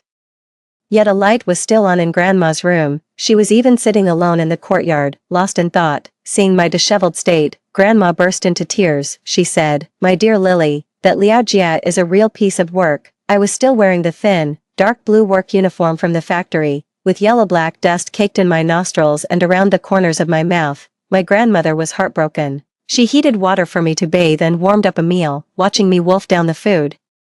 She couldn't stop sighing. "I told you, that boy isn't good enough for you." With my high school diploma, I could have landed a decent job at the department store, but Liao Jia worked at a power plant far away, and he found it inconvenient. So, he got me a job at a chemical plant near our home instead. The air there was foul, with stench billowing year-round from the giant smokestacks and dust everywhere. I came home covered in grime every single day, yet for Liao Jia's sake, I stuck with that miserable job for 30 long years. Now, I held my grandmother, comforting her. "It's alright, Grandma. I'll take care of this person and this job soon, I promise." After spending just one day back home, I had to return to work at the factory. Liao Jia didn't come to pick me up. It was Grandma who drove the ox cart to see me down the mountain. When I left the village, a lot of people made snide remarks. "Oh, so you married well and you're still acting up, what a princess.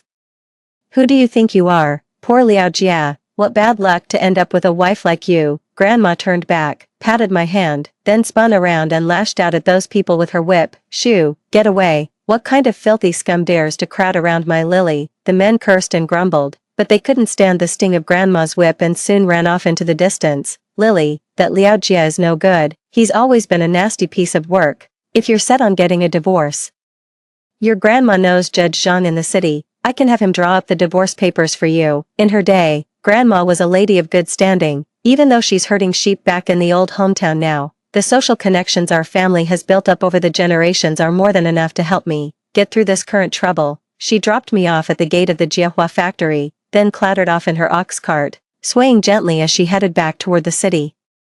I wiped my tears and turned to walk into the factory. When I got home from work that evening, I saw a new set of bowls and chopsticks on the table. Wang Yanan had bought them, and my husband kept praising her good taste. "I'm so tired of looking at the old dishes. It's nice to have something new." He packed up the old bowls and chopsticks, stuffed them into a box, and carried it outside. Every day, scrap collectors pass by our door.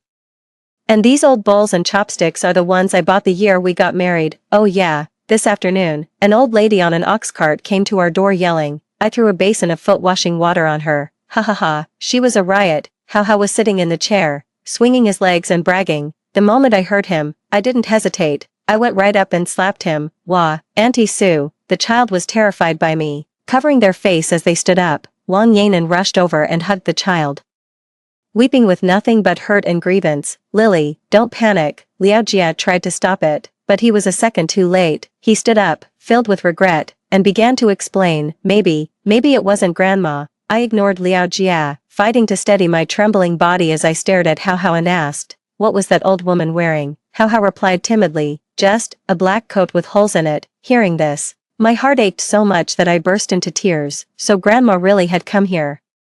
I couldn't even bear to imagine how she had come to the door, ready to stand up for me, only to have this kid pour cold water all over her intentions. Continuation of ID 3. It was so cold that night. How did she even make it home, soaked to the bone like that? The thought of it was like a knife twisting in my heart. I wanted to rush out, but Liao Jia held me back. Lily, don't panic. At this hour, Grandma is definitely already home. You have work tomorrow. Just calm down." He tried hard to talk me down, and even that Wang Yanan had to join in. "That's right, Lily, your grandma will be fine." Hearing that, I looked at her. "This afternoon, it was just you and your son at home. Why couldn't you keep him under control then?" Wang Yanan flushed, biting her lip in silence. Who told that old woman to insult my mom? She had it coming, Hao Hao retorted loudly, and even Liao Jia was on their side. You know, Lily, you're partly to blame for this too. If you hadn't gone and tattled to grandma, Hao Hao wouldn't have. I yanked my hand away from his. Get lost. I rushed up to Hao Hao, grabbed him by the collar, and spoke with deliberate, measured force. Just answer me this. For the past 2 years, haven't I brought you loads of food every single time I visited the orphanage? All your winter clothes, your summer clothes, even the coat you're wearing right now. I bought them with my salary. How dare you use my things, and not feel the slightest bit sorry for what you did to my grandmother? Wang Yanan wiped her tears and tried to pry my hand away, but couldn't. Her lips quivered. I turned to look at her. Don't you dare put on an act for me here.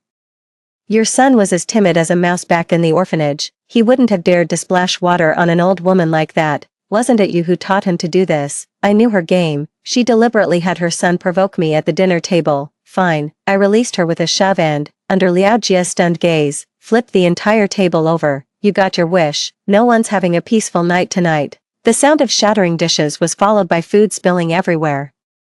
Leaving the room in complete disarray, Su Lily, Liao Jia was at his breaking point. We haven't even had dinner yet. What's gotten into you? The scalding soup splashed onto my arm, leaving an angry red patch. When he saw it, his gaze softened again. Lily, don't be like this, okay? He reached out to hug me as he always did, but I dodged his embrace. Things have gone far enough. I think it's time I said what needs to be said. Liao Jia, let's get a divorce. I don't want to be with you anymore. Liao Jia paused, not quite processing what he'd just heard. After all, in his view, I should have been grateful to marry into a respectable family like his. Lily, I'm sorry. It was my fault for not picking you up from your grandmother's this morning. He pulled a silver bracelet from his pocket and slipped it onto my wrist. This was the promise he made during the new year, back when he said, I'm saving up to buy Lily a bracelet. I can't afford much right now, so silver will have to do, someday.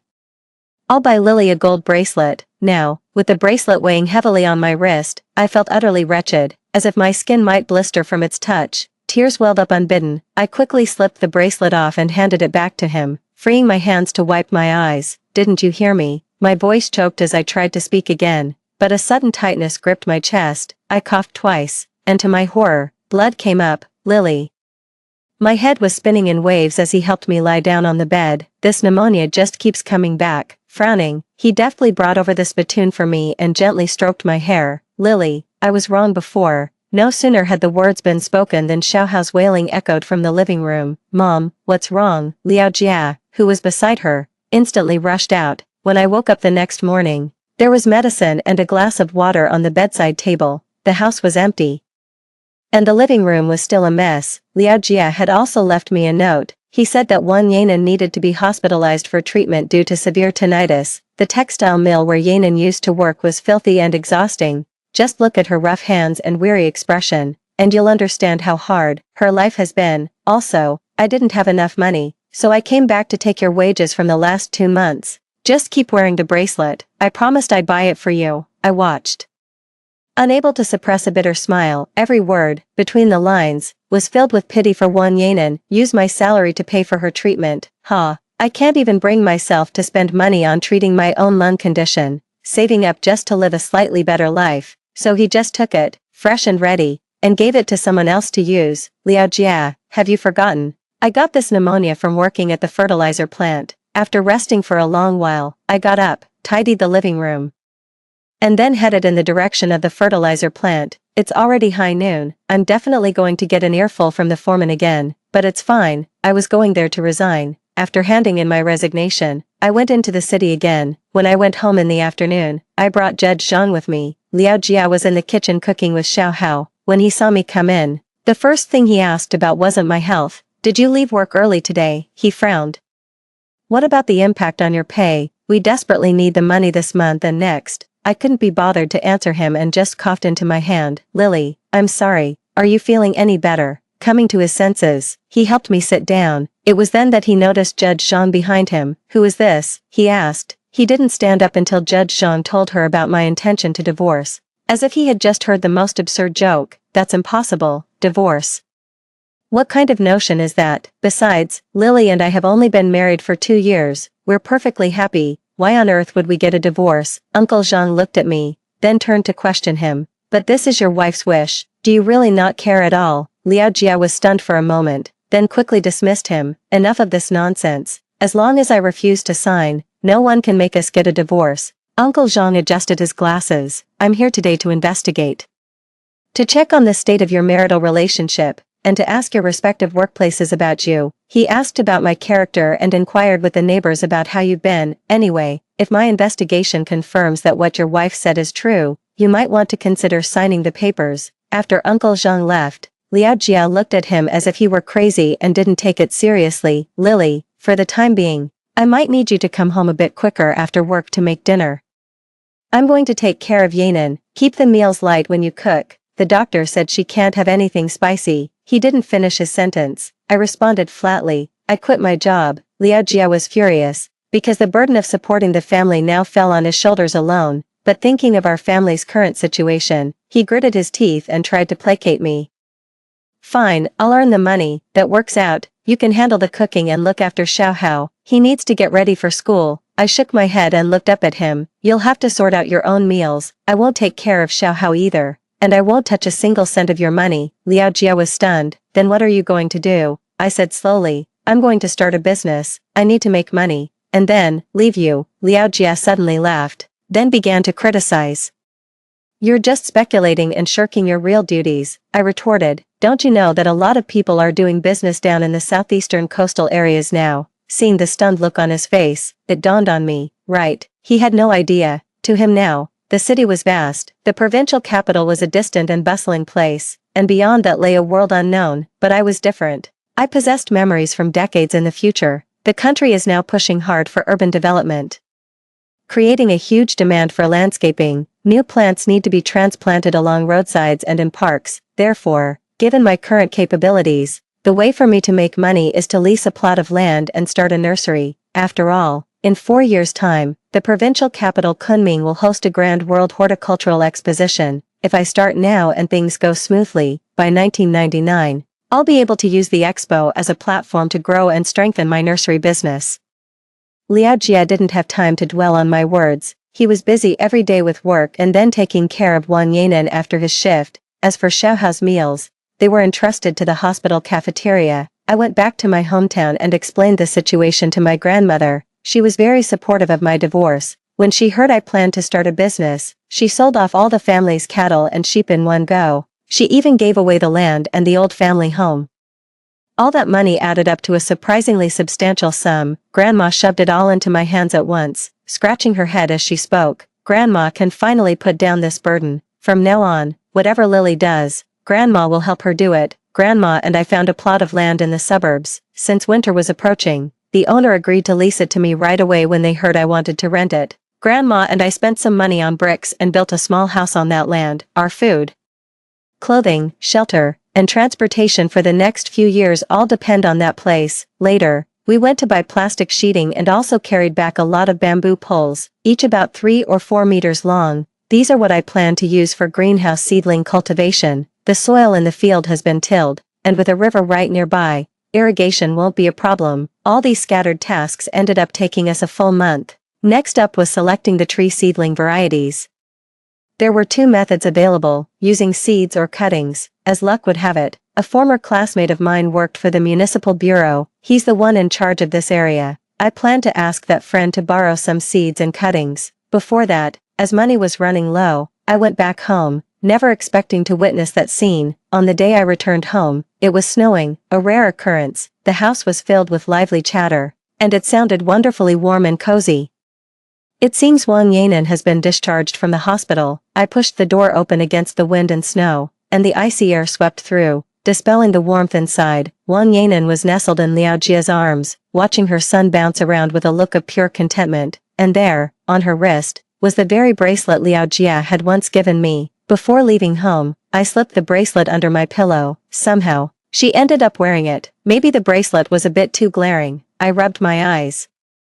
Feeling a sudden dryness, Liao Jia immediately let go and backed away from Wang Yanan. Then, he came over and took my hand. Lily, you're back so late, you must be freezing. I ignored him, sidestepped past, disregarding the disappointment on his face, and walked into the room. Lily, you're never around this month. What have you been up to? He followed me in, closed the door, and wrapped his arms around me from behind. I put the rest of my money into an envelope, tucked it into my coat, and then pushed him away. "What are you doing?" He had clearly seen my actions, and his expression grew tense. "Lily, are you really leaving me?" Liao Jia's voice trembled. "Su Lily, all for that business plan of yours." I shook my head. "Our relationship is over. I don't need you anymore, Liao Jia." With that, I walked out of the room, only to be grabbed by him outside. "Our relationship is over." He looked furious. "Su Lily, have you forgotten?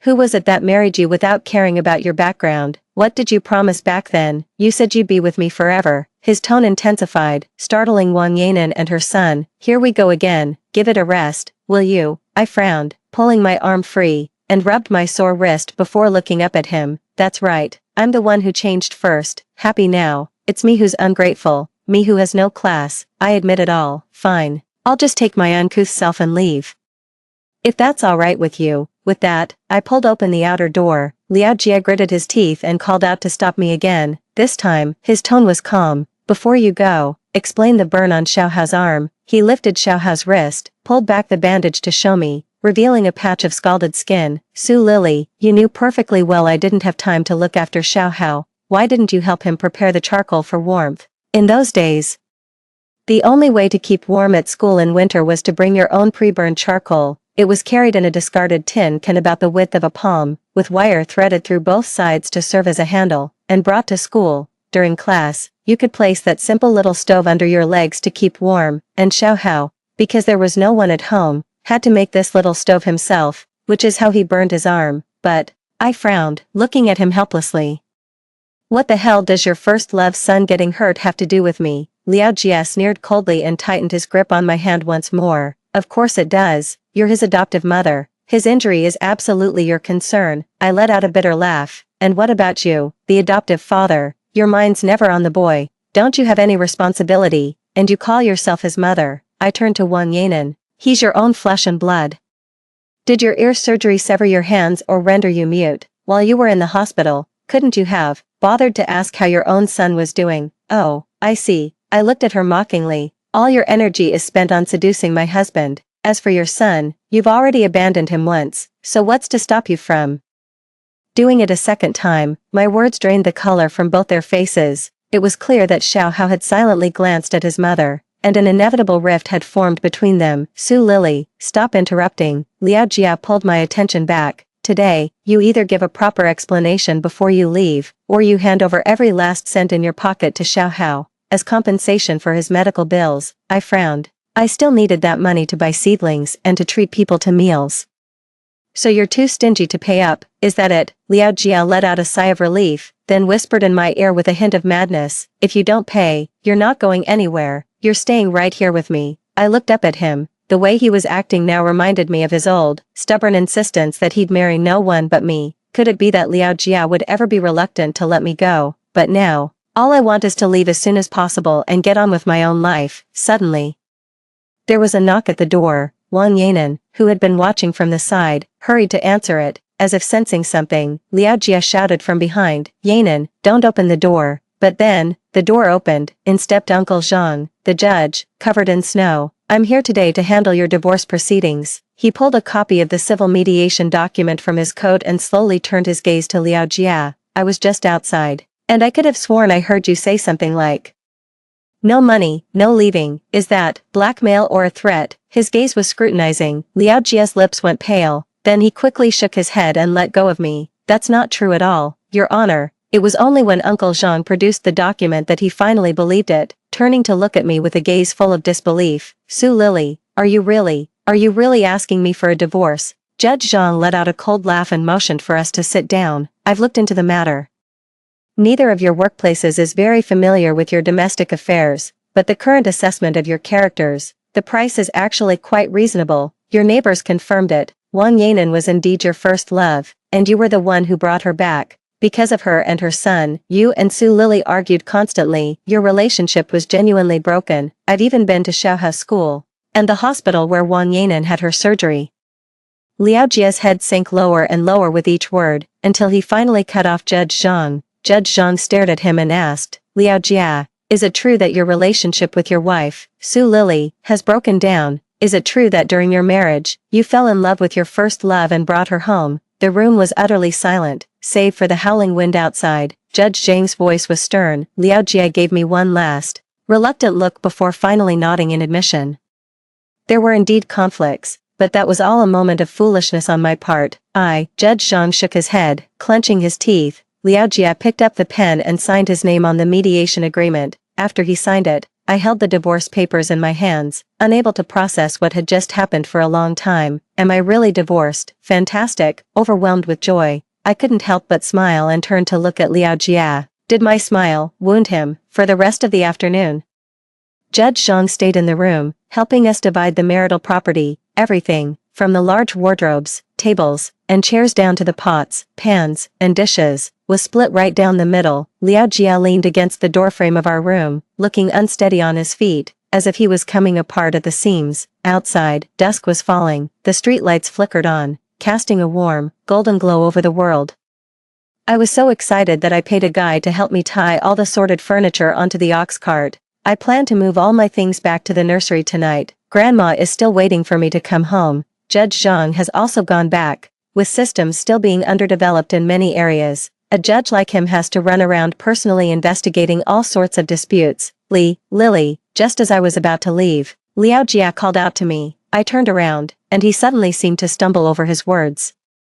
Dinner's ready inside. Maybe you could stay and eat with us before you go. He gestured towards the dining table behind him, where Wang Yanan and her son were sitting. For a fleeting moment, it felt as if I had been transported back to my past life. Every time I drove Liao Jie to the little villa reserved for the three of them, he would always call out and ask me to stay for dinner. Back then, I would look past his shoulder at that mother and son, their faces wearing identical expressions of guarded resistance. Now, having lived a second life, I don't even need to look to know the expression on their faces. How ridiculous, fighting over a single man. Do they really think he's some kind of treasure? Just as I had countless times in my past life, I turned Liao Jie down. No, thank you. My grandmother is waiting for me to come home for dinner. Well, the snow is so heavy outside, maybe you should stay the night.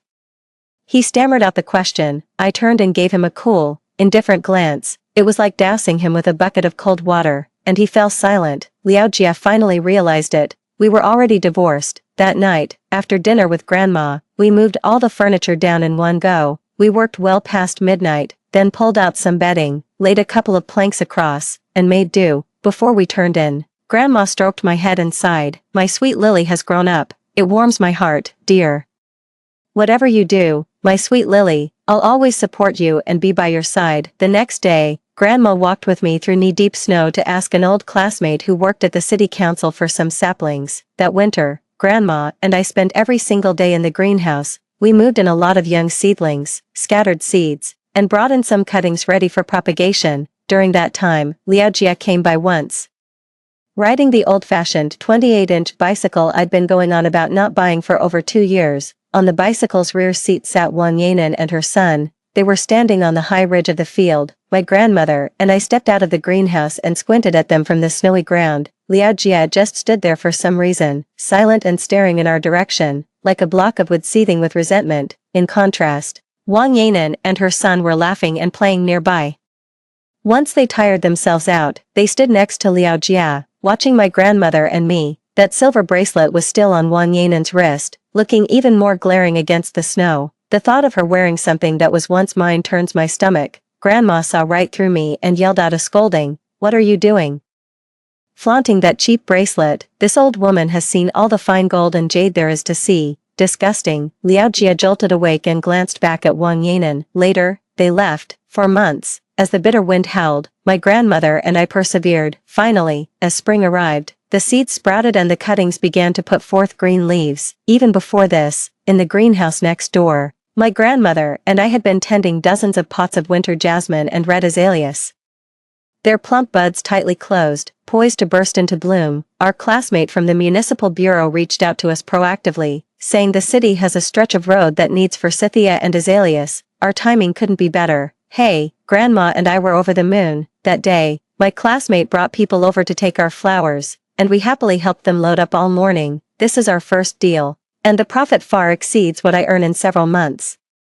My grandmother took my hand and instructed me. Don't spend this money on food or drink, we're going to buy flower seedlings. I nodded, stuffed the money into my pocket, and when I looked up, I saw Liao Jia on the distant ridge of the field. This time, he was riding a bicycle and didn't have Wang Yanan and her child with him. He took the initiative to come over and start a conversation with me. I've already told Yanan to take off the bracelet, he said flatly. Even though we had been husband and wife for 2 years, he was uncharacteristically nervous facing me. Seeing him try to shove the bracelet into my hands, I quickly stepped back. Don't, it disgusts me, I said with disgust, finally venting the pent-up resentment in my heart. Don't worry, I had someone clean it, the bracelet is spotless, or I could buy you a new bracelet, he pleaded urgently, trying to prove his point. Lily, she put that bracelet on herself, I didn't even notice. I gave a short laugh, and how exactly did she know the bracelet was under my pillow? Did she search the bed, or roll around on it? Liao Jia's face flushed with embarrassment, and he fell silent. I shot him a disdainful look and said slowly, don't bother buying me a silver bracelet, because now, I can afford a gold one myself. Liao Jia seemed quite shaken by it. For a long time after that, he never showed up by the field ridges again. Time flew by. In the first year, Grandma and I managed to break even. The following year, we leased another plot of land in the suburbs, which became our second nursery. At the same time, the majority of the city's landscaping projects were supplied by our 2 nurseries. Grandma and I couldn't handle all the work ourselves, so we hired 4 or 5 people to help out. In the 3rd year, I bought Grandma a lovely little house in the city. She was getting on in years, and her health wasn't as good as it had been the previous couple of years, but Grandma wasn't having it. She brandished her cane and threatened to give me a whack. She said, don't think your grandma is too old. I can do anything with my good little Lily. I choked up, nodding vigorously, and from then on, I never again told Grandma to go and rest by herself. I heard that Liao Jia was laid off from the power plant that year, so he went to work at the fertilizer plant where I used to work. Every weekend after work, he would ride that old 28-inch bicycle to the nursery in the suburbs to see me. He remained standing there on the distant ridge. The trees in the nursery had grown taller than me. Not wanting to see him, I deliberately stooped as I walked, hiding myself among the thicket, and so, Liao Jia stood there frowning until dusk fell, before finally hanging his head and turning back. The 4th year, 1999, finally arrived, and the provincial capital's International Horticultural Exposition was at last about to open. I've spent 3 years preparing for this exhibition, and now, my heart is simply brimming with excitement. The day before I was set to leave for the provincial capital, after buying my grandmother some new clothes, Liao Jia found me. At the time, Grandma and I were living in a small Western-style house. I don't know how he found us, but there he was, standing silently outside the courtyard, faintly.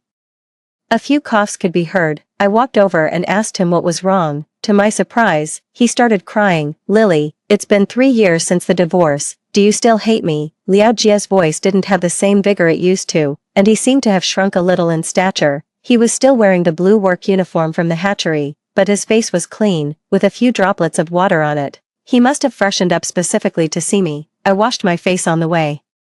I didn't answer him, as there was no need. Now, I feel neither hatred nor love for him. He's like air to me, leaving my heart completely undisturbed. When I didn't respond, he covered his mouth and coughed again, then opened his hand to reveal flecks of blood. Lily, just like you, I've been in the processing plant too long. I've got pneumonia. Has your pneumonia cleared up? He asked softly. I replied, all better now. The 2nd year I started earning money. Grandma took me to the hospital and got it fixed. Liao Jia nodded, then turned and patted the frame of his old bicycle. Lily, I just realized, the road from the fertilizer plant back home is so rough, the gravel is sharp, it really hurts to walk on. No wonder. During those first 2 years of our marriage, you kept pestering me to buy you a bicycle. We finally managed to save a little money, and it all went on my medical bills. I'm so sorry, I'm sorry, Lily. Back then, when I said your family background was problematic, those words hurt you. The truth is, it wasn't that I looked down on you. I felt inferior. You have a higher education, you're clever, and now you've even shown you have a real head for business, making money. Actually, when I married you before, it wasn't just out of spite. I really did like you. Seeing that I wasn't speaking, he coughed and reached his hand through the railing to touch me. Lily, are you listening? My mind was already miles away at tomorrow's exhibition, so I just nodded absently. I sent Wang Yanan and her son away. After taking them to see you, I gave her a piece of my mind. When I heard what Grandma said and saw the look on your face, it really got to me. Suddenly, I just started to resent Wang Yanan. He spoke with such deep feeling, but I suddenly let out a laugh. Liao Jia was momentarily stunned, and I met his gaze. What's the point of saying all this now? Who are you putting on this heartfelt act for, Liao Jia? At your core, you're a greedy person. You know perfectly well in your heart, you know my grievances and what bothers me, you know Wang Yanan's tactics, but you're addicted to it, aren't you? Because no matter how we fight, you're always the one who benefits, but now, the balance between us is broken, with only Wang Yanan by your side. You're just picking which of us is better. People only start using their thick skulls after they've lost something, but so what? I glanced at him indifferently. Someone like you deserves to live in regret forever. Liao Jia, go live your miserable life and stay out of mine. That night, Liao Jia crouched by the fence for a long time. It wasn't until the early hours of the next morning, when it was time for his shift at the hatchery, that he finally pushed his bicycle and left, open. Meanwhile, I had already enjoyed a good night's sleep, put on my makeup, changed into the outfit I'd bought with my grandmother, and set off with her on the train to the provincial capital. The expo has begun, and I'm feeling confident. That's all for today's story. If you enjoyed this video, please give it a like and subscribe. If you have any suggestions, feel free to leave a comment below. See you in the next video.